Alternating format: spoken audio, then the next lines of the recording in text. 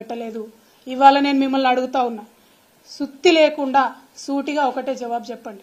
పూలే విగ్రహం అసెంబ్లీలో పెడతారా పెట్టారా? Simple as that. మిగతా అంశాలు మీరు అభివృద్ధి గురించి మాట్లాడొద్దన్నారు కాబట్టి ఆ డెడ్ లైన్లు చెప్తలేం. కానీ కొన్ని రాజకీయపరమైనటువంటి అంశాలు, బీసీ డిక్లరేషన్ వచ్చి మీరు మా కామారెడ్డిలో చేసినారు. ఆనాడు మీరేం మాట్లాడినరు? బీసీల జనగణన అధికారంలోకి వచ్చిన 6 నెలల్లో చేస్తామన్నారు. ఆల్రెడీ 2 నెలలు గడిచిపోయినాయి. ఇంతవరకు మీరు కనీసం ఆర్డర్ కూడా ఇవ్వలే. నా మాటనే జీవో అంటారు కదా, మరి నా మాటనే జీవో అంటే ఈ పాటికి పని ప్రారంభం అయి ఉండాలి. ఎందుకు అవ్వలేదు పని ప్రారంభం?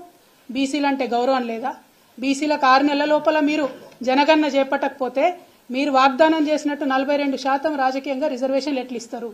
ఈసారి మిస్ అయితే మళ్ళా 5 ఏళ్ల పాటు బీసీలకు రాజ్యాధికారంలో వాటా ఎట్లా ఇస్తారు?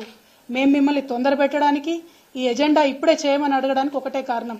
42% బీసీలకు రిజర్వేషన్ ఇవ్వాలంటే వితిన్ 6 months మనకు రిజల్ట్ రావాలి జనగణన, తర్వాతనే రిజర్వేషన్ ఇచ్చేటటువంటి ఆస్కారం ఉంటుంది. అట్లానే ఎల్లుండి శాసనసభ కార్యక్రమాలు జరగబోతా ఉన్నాయి 10వ తారీఖు నాటి నుంచి. మరి ఆనాడు జరిగే శాసనసభలో ఈసారి పెట్టే బడ్జెట్లో మీరు వాగ్దానం చేసినట్టుగా బీసీలకు 20,000 కోట్లు కూడా మీరు బడ్జెట్లో పెట్టాలని చెప్పి ఈ సందర్భంగా నేను డిమాండ్ చేస్తా ఉన్నాను.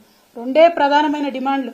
మనకు బీసీలకు రాజ్యాధికారం మిస్ అవ్వకుండా 42% వాటా ఇస్తా అని మీరు వాగ్దానం చేశారు కాబట్టి తక్షణమే జనగణన ప్రారంభించండి. రెండవది, ఈసారి అసెంబ్లీలో పెట్టే బడ్జెట్లో 20,000 కోట్లు బీసీలకు బడ్జెట్ పెట్టండి అని చెప్పి మేము డిమాండ్ చేస్తా ఉన్నాం. అదేవిధంగా ఇంకొక విషయం కూడా తెలంగాణ ప్రజలు దయచేసి గమనించాలి.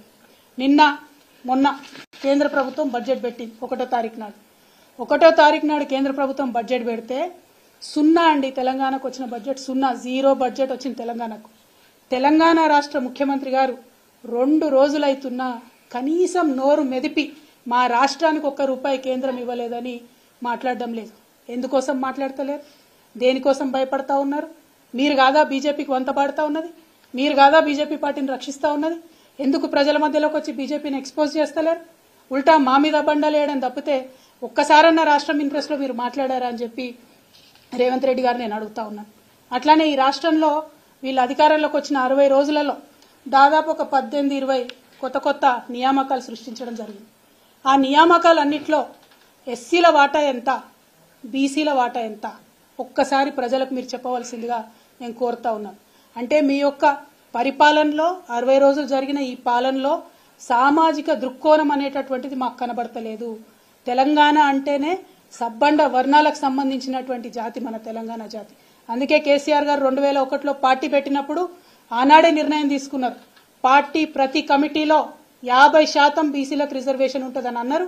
2001 నుంచి ఇవాళ 2023 వరకు కూడా మా పార్టీలో అన్ని కమిటీలలో బీసీలకు 51% వాటా ఇస్తున్నామని సగర్వంగా మేము తెలియజేస్తా ఉన్నాం.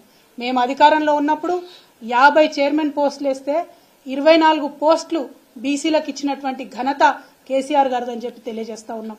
కేసీఆర్ గారు ఇచ్చినటువంటి మార్గదర్శకంలోనే, వారిచ్చినటువంటి స్ఫూర్తితోనే ఇవాళ అసెంబ్లీలో పూలే విగ్రహాన్ని డిమాండ్ చేస్తా ఉన్నాం. గౌరవ ముఖ్యమంత్రి గారు పూలే జన్మదినం ఏప్రిల్ 11వ తారీఖు, ఆ లోపట స్పష్టమైనటువంటి ఒక పాజిటివ్ ప్రకటన విగ్రహ ఏర్పాటు గురించి చేయాలని డిమాండ్ చేస్తా ఉన్నాం. Thank you. జై తెలంగాణ.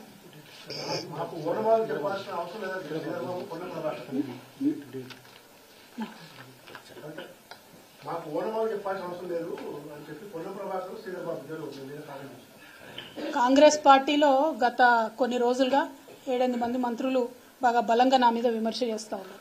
అందులో మా పొన్నం ప్రభాకర్ అన్న కూడా చేస్తున్నాడు. అయితే ప్రభాకర్ అన్నకు అర్థం కావాల్సింది ఏంటంటే, మేము చేస్తున్నటువంటి ఈ డిమాండ్తోని అత్యధికంగా లాభపడేది పొన్నం ప్రభాకర్ అన్నని. ఒక దళిత్ ఇవాళ డిప్యూటీ సీఎం ఉన్నారు, సీతక్క కూడా డిప్యూటీ సీఎం ఇచ్చేటటువంటి ఆలోచన ఏదో నడుస్తుందట. అట్లనే పొన్నం ప్రభాకర్ అన్నకు కూడా మనం డిమాండ్ చేస్తాం కదా, రేపటినాడు బీసీల వాటా అడుగుతాం. ఎక్కువ రాజకీయంగా లబ్ధి పొందేది వాళ్ళే. కాబట్టి పొన్నం ప్రభాకర్ అన్నకు నా రిక్వెస్ట్ ఏంటంటే, మీ కోనమాలు చెప్పేంత పెద్దదాన్ని నేను కాదన్నా, కాకపోతే తెలంగాణ ఉద్యమం చేసినప్పుడు కూడా మేము తెలంగాణ వాళ్ళకి రాజకీయ ప్రాతినిధ్యం కావాలని కోరితే అత్యధికంగా లాభపడ్డది మీలాంటి వాళ్ళే. కాంగ్రెస్లో ఉన్నా, టీడీపీలో ఉన్నా ఆనాడు తెలంగాణ నాయకులు ఉండాలి అంటేనే మీరు లాభపడ్డారు. ఇవాళ కూడా బీసీలకు రాజ్యాధికారంలో వాటా కోరుతా ఉన్నామంటే, ఎస్సీలకు ఎస్టీలకు వాళ్ళ అధికారం రావాలని కోరుతా ఉన్నామంటే లాభపడేది మనమే కదా. రేపటి నాడు వైస్ ఛాన్సలర్ నియామకాలు ఉన్నాయి, ఖచ్చితంగా అందులో బీసీలకు వాటా ఇవ్వాలి. ఈ తెలంగాణ రాష్ట్రం ఏర్పడ్డ తర్వాత స్టేట్ మన ఎడ్యుకేషన్ కౌన్సిల్కి ఫస్ట్ టైం ఒక దళిత్కి మేము చైర్మన్గా చేసినాం. మంచి పని చేసి వాళ్ళు కంటిన్యూ చేసినారు మా లింబాద్రి సార్ని. అట్లనే Osmania university vice chancellor first time ఒక యాదవ్ బిడ్డకి ఇవ్వడం జరిగింది వైస్ ఛాన్సలర్. సో ఇవన్నీ కూడా దృష్టిలో పెట్టుకుంటే వచ్చేటటువంటి నియామకాల్లో ఇప్పుడున్నటువంటి ప్రభుత్వం ఈ 60 రోజుల్లో సామాజిక దృక్కోణం అనేటటువంటిది కనబడడం లేదు. మేము అలర్ట్ చేస్తా ఉన్నాం ఈ గవర్నమెంట్ని, సూచన చేయమని కోరినారు ప్రతిపక్షాల నుంచి. ఒక బాధ్యతాయుతమైనటువంటి సంస్థగా భారత్ జాగృతిగా బీఆర్ఎస్ పార్టీగా మేము అలర్ట్ చేస్తా ఉన్నాం ప్రభుత్వాన్ని. వారు మేల్కొని వెంటనే మంచిగా బీసీలకు ప్రాతినిధ్యం ఇస్తే బాగుపడేది మా పొన్నం ప్రభాకర్ అనే కదా, నాకైతే రాదు కదా పదవి, మా అన్న కోసమే అడుగుతున్నా. కాబట్టి అన్న అంత కోపం పెట్టుకోవద్దని చెప్పి పత్రికాముఖంగా ఆయన రిక్వెస్ట్ చేస్తున్నాను.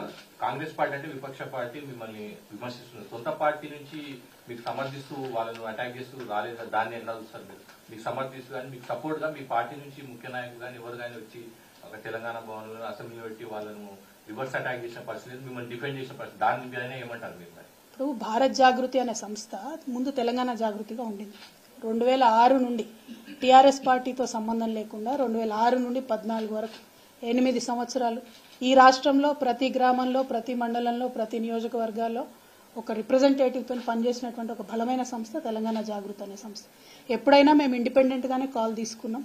మేము ఇచ్చినటువంటి కాల్కి ఎట్లా అయితే అన్ని పొలిటికల్ పార్టీస్ని పిలుస్తామో అట్లానే బీఆర్ఎస్ పార్టీని కూడా ఇన్వైట్ చేస్తూ వచ్చినాం. మొన్న భారత్ జాగృతి అనేటటువంటి పేరు మార్చుకోవడం వెనుక కూడా కేసీఆర్ గారి సూచనే ఉన్నది.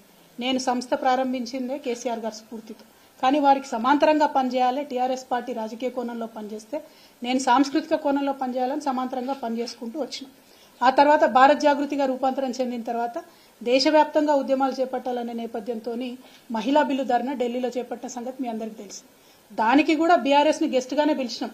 14 పొలిటికల్ పార్టీస్ని దేశవ్యాప్తంగా పిలిస్తే బీఆర్ఎస్ పార్టీని గెస్ట్గా పిలిచినాం. మొన్న జరిగిన రౌండ్ టేబుల్ సమావేశంలో పూలే గారి విగ్రహ సాధనల విషయంలో కూడా గౌరవ కేటీ రామారావు గారిని, మా వర్కింగ్ ప్రెసిడెంట్ గారిని కోరడం జరిగింది. వారు దాసోజి శ్రవణ్ గారిని పంపుతామని చెప్పినారు. శ్రవణ్ అన్నకేదో ఆ రోజు ఆరోగ్యం బాగాలేదన్నారు. కాబట్టి ఎవరు వచ్చినారు, మన ఆంజనేయులు గౌడ ఎవరు వచ్చినారు రిప్రజెంటేటివ్గా. సో బీఆర్ఎస్ పార్టీ కూడా అన్ని పొలిటికల్ పార్టీస్ పిలిచినట్టు పిలిచినాం.